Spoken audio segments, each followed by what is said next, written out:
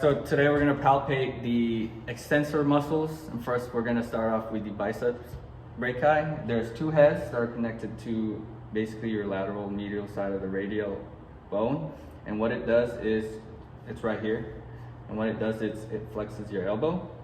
The next one is going to be the brachialis, which is right under the biceps, right? So you have your two heads, and then right under it is going to be the brachialis.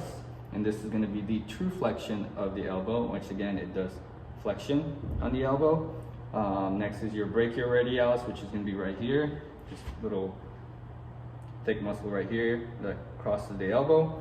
What it also does is flexion and a little bit of pronation because of where it's located. And then the last one is the pronator teres, which is going to be coming from the medial bone all the way to the radial bone, the medial radial bone, medial opercondyle to the radial bone, and all it does is basically pronate. All right, so next one we're going to do the extensor muscles of the elbow, and we're going to start off with the triceps brachii. Right, there is three heads. You have the lateral head, the long head right here, and the medial head on the inferior side, kind of like a horseshoe.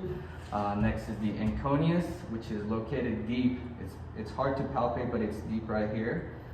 It's also kind of like diagonal, a little bit oblique looking, and its main job is for stability on that extension.